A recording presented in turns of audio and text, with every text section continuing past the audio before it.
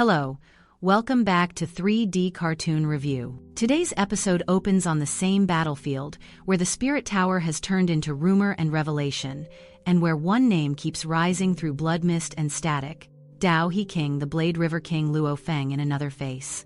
The Gemini Phantom Domain looked like a mirage a god had forgotten to wake from two drifting continents, light that moved like water and water that pretended to be light. Luo Feng arrived without fanfare.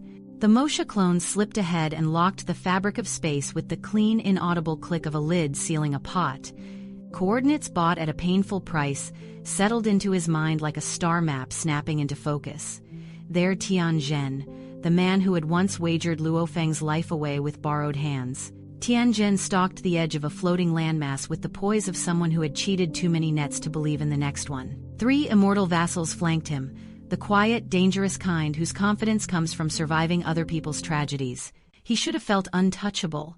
Instead, an old ache tightened along his spine, the kind that whispers omen. Space folded past him the way a door swings shut at the far end of a corridor. Luo Feng stepped through the air like a man taking the last stair down from a familiar rooftop. He didn't raise his voice. Tian Xin, we have unfinished business. What followed wasn't a quick fight. It was 2 long memories colliding. Tian Xin remembered a move made more than 6,000 years ago, when a promising human genius looked like a problem that could be solved if someone else did the stabbing.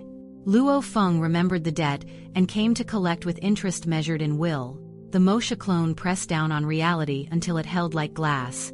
Ink-dark venom breathed through the air, Fimac absolute poison, the kind that doesn't argue, only eats. A cold glimmer unfurled ice soul silk net closing around missteps Tian Xin hadn't meant to make. When Tian Xin lashed out with a soul-killing spike, a beast god shadow inside Luo Feng's consciousness growled once and broke the attack like thin ice under an iron boot. Twice Tian Xin tried to end it on his own terms. Twice he reached for self-detonation, the immortal's last door. Twice the net, the poison, and that implacable beast will slammed it shut. Then his mind slipped barely, the width of a thought. Luo Feng felt the stutter, poured command through the hairline crack, and the resistance knelt inside itself. Yield, Luo Feng said, not loudly, not kindly, only as law spoken by someone the sky had decided to listen to. Tian Xin yielded. The brand sank cold as winter into the lakebed of his soul. The 3 immortals following him dropped a breath later. Skies had changed. Planets realign when that happens. Luo Feng rebuilt Tian Xin's divine body fully, spending treasure as if logistics were a virtue and pride a liability. The new vassal burned immortal god force on command, amplifying the odds for the next soul seize. A door that had taken a month of hard weather to crack stood wider now. The price of power came due immediately. Spectators no one sees, but who always gather where legend smells strongest, had been watching.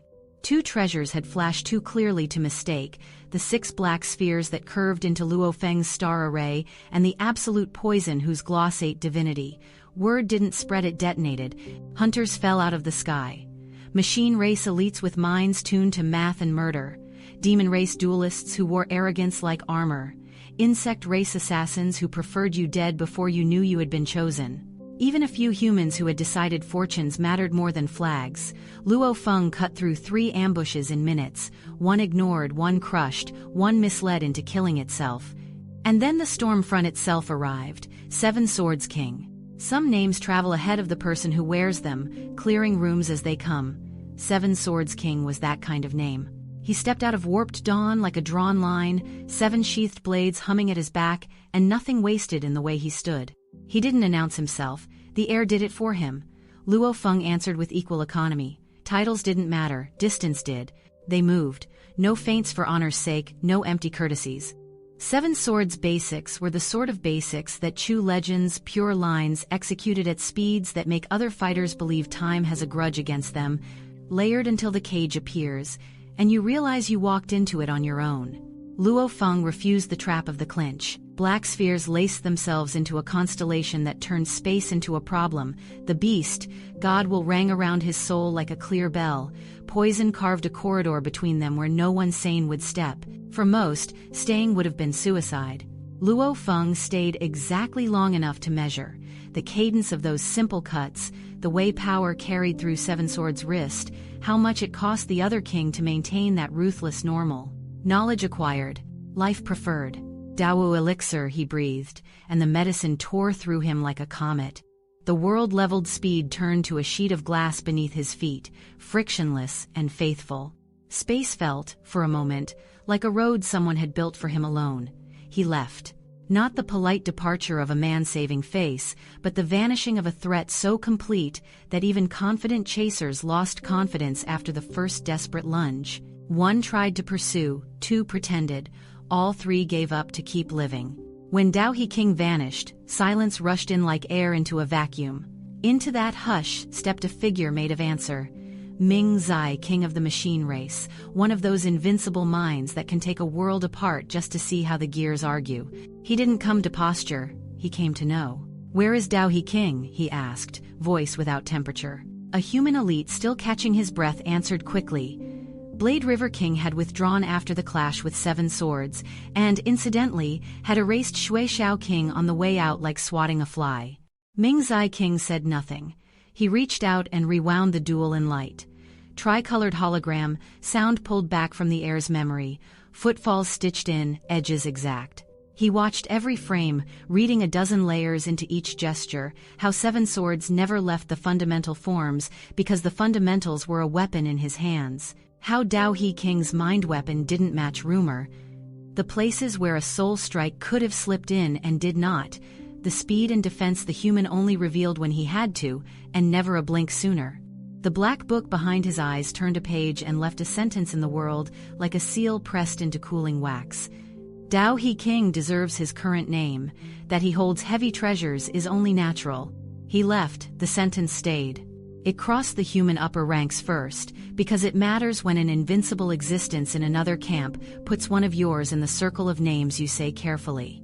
It leapt from there to the outer battlefield where commanders gamble their reputations on maps. It sank into lower ranks as a proverb recited between clenched teeth. Better any king than Dao Hee King. If he seals space, you don't run, you wait to be measured. Luo Feng rode under that wave rather than atop it. He crossed back into human territory like any other traveler at the World Lord level, boarded a virtual universe company ship, and set his course for the Holy Land of Chaos. Report, plan, breathe. Genyan King listened like good steel, quietly, with edges. He praised after, not before the tower's hall, the vassals, the battles, the money. Luo Feng accepted the words, set them aside, and held to what mattered, the 1,000-year trial inside the spirit tower that had tempered his will until it rang. The spirit diagram and tower bead that made his current approach possible. The arithmetic of more than 40 engagements in a month, and the mountain of wealth hauled behind them like a comet's tail. Next, he said, pouring wine that tasted like metal warmed by hand, I'll take Yuan Shi Tianzun's highest trial on Tongtian Mountain in the virtual universe. After that, I'll leave Chaos City and explore moderately dangerous secret realms. I need more whetstones. Genyan told the truth, Frenzo, be careful. The title Dao Hee King now rang through human ranks. Hide it, perfect it, protect it. Luo Feng was still only a world lord. Too many eyes wanted to erase a future with one accurate strike. Tongtian Mountain rose inside the virtual universe like a clean blade stabbed into cloud. 3 gates, foot, waist, summit. He set difficulty to highest and began. He ground the first 2 gates flat, beast god insight married to a weapon that answered like a hunting hound. At the last gate, the air tightened. He stopped smiling and brought out everything. It was enough. On the summit, the guardians inclined their heads and spoke a sentence better than ceremony. A world lord clearing this difficulty was a once-in-millions human talent.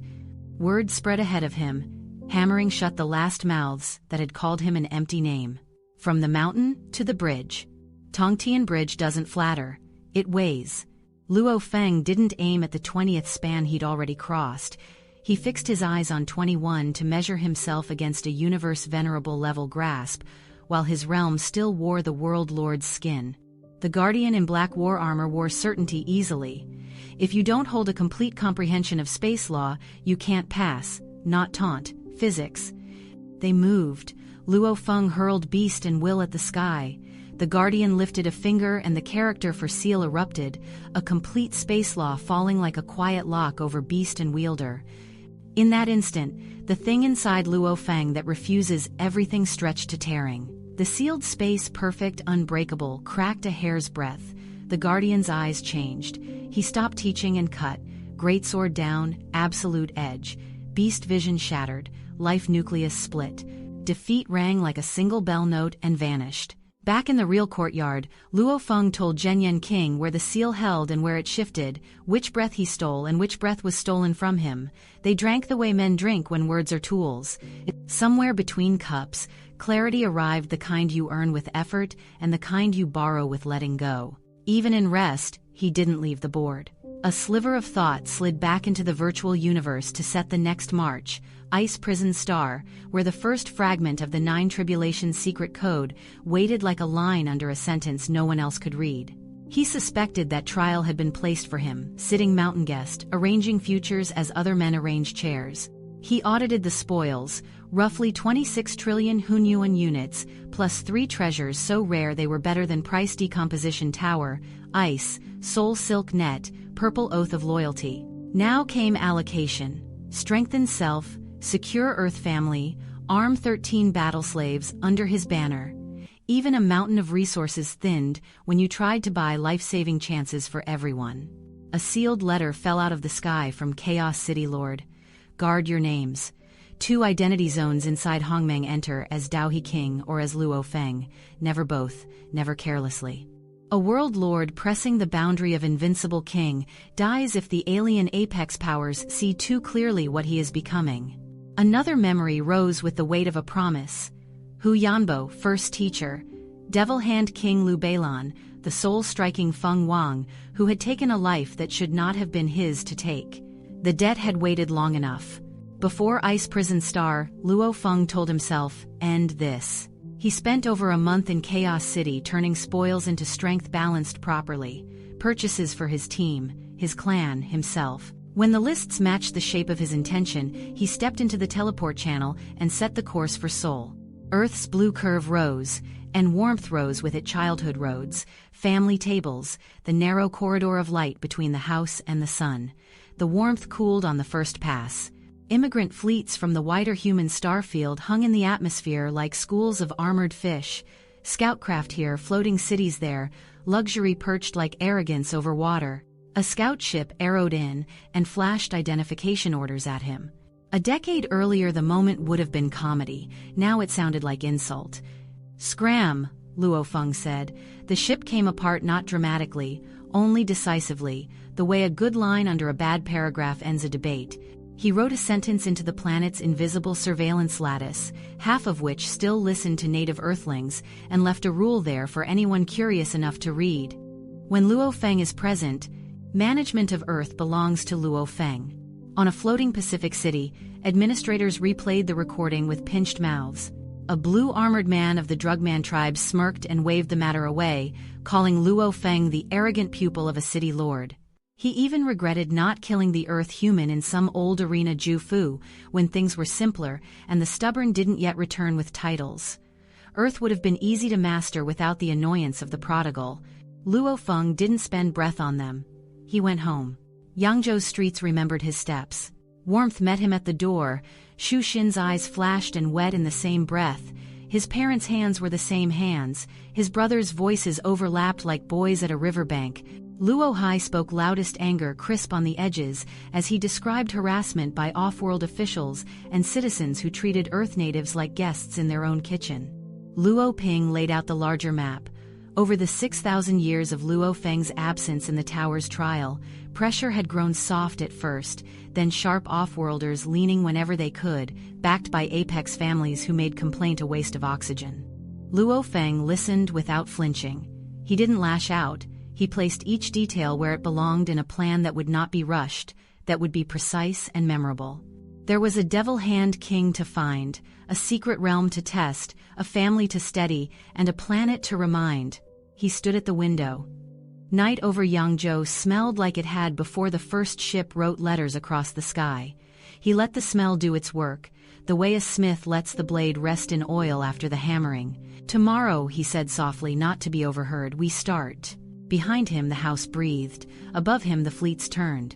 Far away, in places where titles are sharpened like knives, the name Dao Hee King echoed once more, not louder now, only deeper, as if the world itself were adjusting to accommodate what it could no longer dismiss.